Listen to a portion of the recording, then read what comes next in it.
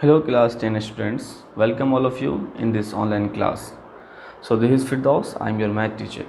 So today I am going to solve the pair of linear equation by using the cross multiplication method. In our previous classes we have learned there how to solve a pair of linear equation in two variable with the help of substitutional method and elimination method. So today we are going to learn what cross multiplication method. So if you have two equation here given, that is a1x plus b1y plus c1 is equal to 0, and second you have that is a2x plus b2y plus c2 is equal to 0. So here what you have to do, here you have to form this cross sectional expression. So first you have to take a, here you have two variable, that is x, y, and one is constant. So here one is used in place of constant value. So when you use x, so you have to replace this value, है ना. Only you have to write the coefficient of the y and the constant term. जब आप x के नीचे लिखोगे ये आपका, तो क्या हो जाएगा आपका b1 और b2 और c1/c2. ठीक है. अब हमको क्या करना है, y का लिखना है. तो y में अब y का लिखना नहीं है आपको, है ना. तो क्या लिखना पड़ेगा, x का और कांस्टेंट टर्म. तो कांस्टेंट टर्म तो ऑलरेडी लिखा हुआ है, आपको ये वाला टर्म यहाँ लिख देना है. ठीक है. फिर जब आप कांस्टेंट टर्म करोगे तो कांस्टेंट टर्म को लिखना नहीं है. कांस्टेंट टर्म के अलावा जो कोफिशिएंट बच रहा है इसका a1 x का कोफिशिएंट और आपका y का कोफिशिएंट वो लिखना है. तो x का कोफिशिएंट आपका ऑलरेडी गिवन है a1 a2, आपको लिख देना है y का कोफिशिएंट. ठीक है. तो ये इस तरह का आपको ये कंस्ट्रक्ट करना है. उसके बाद जब ये x लिखोगे तो यहाँ पे क्या करना पड़ेगा, पहले आपको इसको और इसको मल्टीप्लाई करना पड़ेगा. पहले सबसे पहले उसको लिख देना पड़ेगा. उसके बाद आपको क्या करना पड़ेगा, इस वाले को और इस वाले को मल्टीप्लाई करके यहाँ लिख देना है. ये देख रहे हैं आप. ठीक है. और बीच में जो है आपको क्या पुट करना है, माइनस साइन पुट करना है. ठीक है. उसके बाद फिर सेम टू सेम आपको इसको और इसको पहले यहाँ, है ना, इन दोनों को यहाँ पे देखो c1 a2, है ना, इसके नीचे इक्वल करके. उसके बाद आपका फिर उसके बाद जो है आपका c2 और a1 यहाँ आ जाएगा. ठीक है. उसी तरह से आपका जो है आपका यहाँ पे भी आपका a1 b2 और आपका ये पूरा आपका a2 और b1 आ जाएगा. ठीक है. ये मल्टीप्लाई करके आपको यहाँ पे माइनस पुट कर देना है. तो इस तरह से आपको क्या करना है, फॉर्म करना है. उसके बाद बहुत ही सिंपल है, क्रॉस सेक्शनल मेथड जो है बहुत ही सिंपल है. ठीक है. फिर से मैं रिपीट कर देता हूँ. अगर आपको देखो ये वाला कंस्ट्रक्ट करना है तो x वाले के लिए x का कोफिशिएंट को आपको हाइड कर दो, जो बचा b1 b2 c1 c2 लिख देना है. उसके बाद y के लिए आपको इसको हाइड कर देना है. यहाँ पे देखो ऑलरेडी c1 c2 गिवन है, तो क्या करना पड़ेगा, a1 a2 गिवन लिखना पड़ेगा. ठीक है. उसके बाद कांस्टेंट टर्म है, तो कांस्टेंट टर्म के लिए a1 a2 और b1 b2 लिखना पड़ेगा. इस तरह से आपको करना पड़ेगा. ठीक है. तो ये बहुत ही सिंपल है, इसको करना है. अब मैं दिखाता हूँ किस तरह से आप इसको इम्प्लीमेंट करोगे, किस तरह से एक्सरसाइज में इसको सॉल्व करोगे. तो मैं आपको इसको लेके चलता हूँ. तो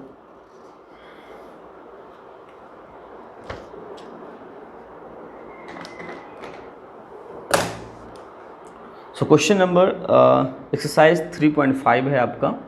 एक्सरसाइज 3.5 है आपका, है ना. तो इसमें जो क्वेश्चन है मैं क्वेश्चन नंबर 4 ले रहा हूँ, 1 of 4 गिवन है आपके पास. x minus 3y NCERT text book का ये is equal to 0, 3x minus 3y minus 15 equal to 0. अब सपोज़ करो कोई इस टाइप का इक्वेशन आ रहा है.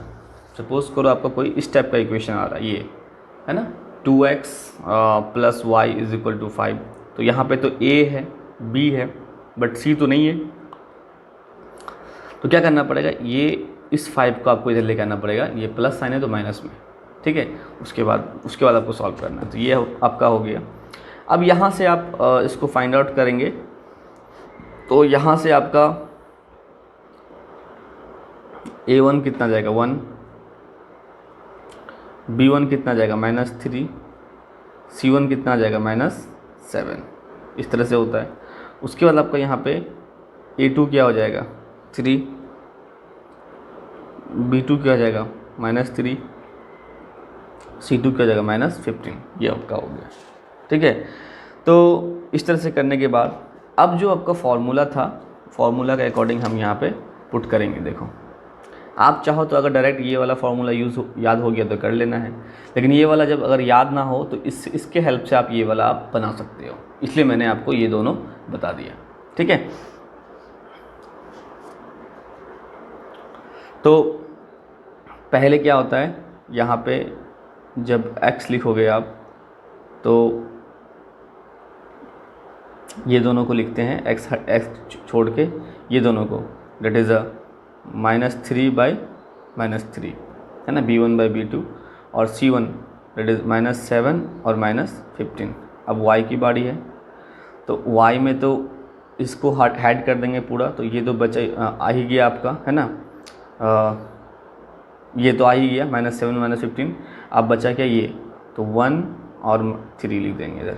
ठीक है, उसी तरह से आपको 1 के लिए, कांस्टेंट के लिए 1 है ना, तो कांस्टेंट का ये वाला वैल्यू नहीं होगा, ये दोनों हो जाएगा। ठीक है, x का कोफिशिएंट और y का कोफिशिएंट आपका हो जाएगा।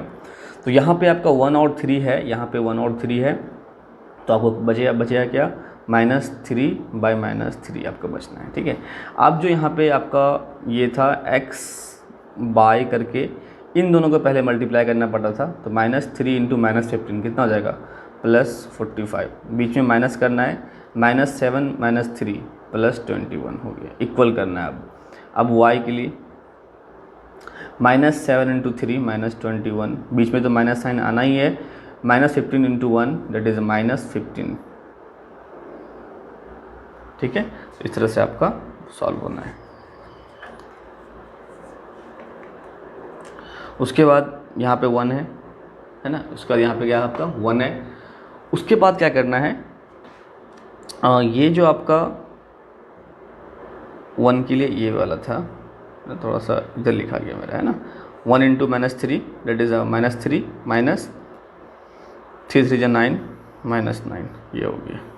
ठीक है, अब देखिए, अब जो करना है बच्चों, x बाई इसको माइनस करना है, 5 - 1 कितना जाएगा 4, 4 - 2 कितना जाएगा 2, is equal to y is equal to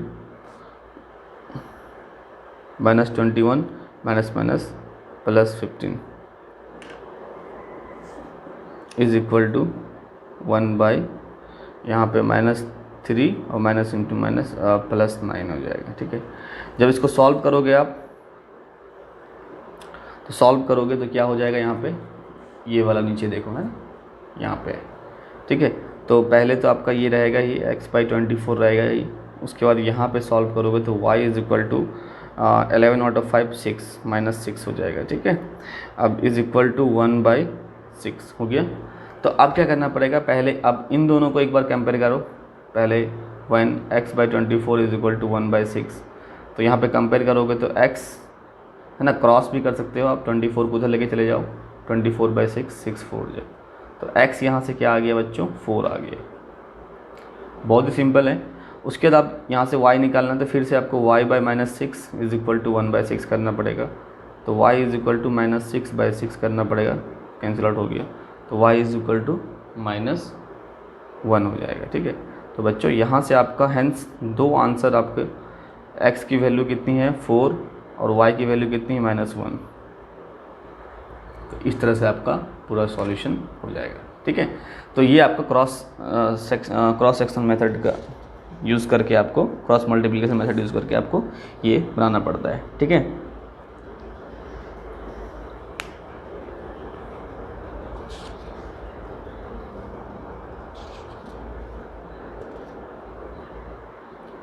अब जो बच्चों इस क्वेश्चन में जो पहला इसमें था, तो उसमें बोला गया था कि अगर सॉल्यूशन एग्जिस्ट करता है या फिर यूनिक है या नहीं है ना, या व्हिच टाइप्स ऑफ सॉल्यूशन है।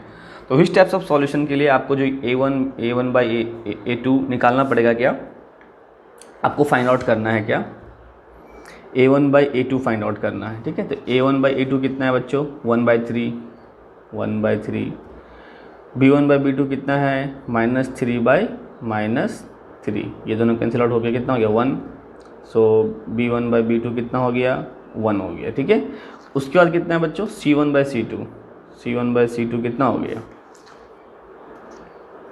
-7 -15, माइनस कैंसिल हो गया, तो c1/c2 इज इक्वल टू 7/15 हो गया।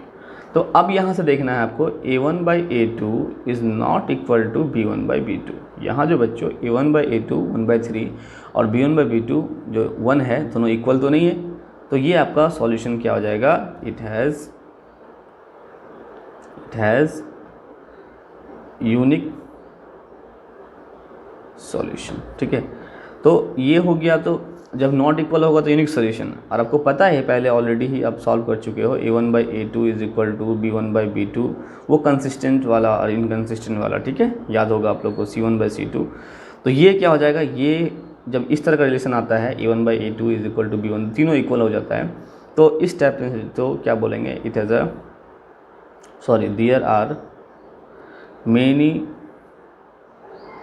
There are infinitely many solution, ठीक है। उसके बाद आपका जब a1/a2 when a1/a2 is equal to b1/b2 and not equal to c1/c2 हो जाएगा, तो या इस केस में क्या हो जाएगा, there is no solution, ठीक है। तो इस तरह से आपको क्वेश्चन बनना, बस सॉल्यूशन होगा उसके बाद निकालना है। सो आई थिंक कि क्वेश्चन नंबर 3.5 का पूरा आपका बन जाना है, ठीक है। अब जो क्वेश्चन नंबर 3 है, ये क्वेश्चन नंबर 3 ये वाला भी बन जाएगा, और ये 1 नंबर ये पूरा बन जाना है आपसे, ठीक है। उसके बाद जो ये क्वेश्चन है for which value of a and b does, तो ये दोनों मैं आपको बताऊंगा, ठीक है। उसके बाद कुछ वर्ड प्रॉब्लम बताया, मैंने कल बताया था आप लोगों को, फ्रैक्शन पे बताया था, है ना। उसके बाद जो है ये थोड़ा डिफरेंट है, तो मैं डिस्कस करूंगा, ठीक है, नेक्स्ट क्लास में। उसके बाद एक आपका रिड्यूसिबल बचता है, उसके बाद आपका ये linear pair of linear equation खत्म। थोड़ा सा क्योंकि आपको देखो इसमें भी मैथ्स प्रॉब्लम कम है, तो और सब बुक में और इसके कंपेरिजन में ज़्यादा है, तो आपको उसको भी सॉल्व करनी है, प्रैक्टिस करते रहनी है, ठीक है। आपको जितना भी एक्सपर्ट बनना है, आपको लीनियर इक्वेशन 2 वेरिएबल सॉल्व करने में, either the algebraically method apply करके, आइदर सब्स्टिट्यूशनल, है ना, एलिमिनेशन और क्रॉस मल्टीप्लिकेशन, और या फिर वर्ड प्रॉब्लम सॉल्व करना है, तो इसमें आपको अच्छे से प्रैक्टिस करना पड़ेगा, ठीक है। Okay then, thank you.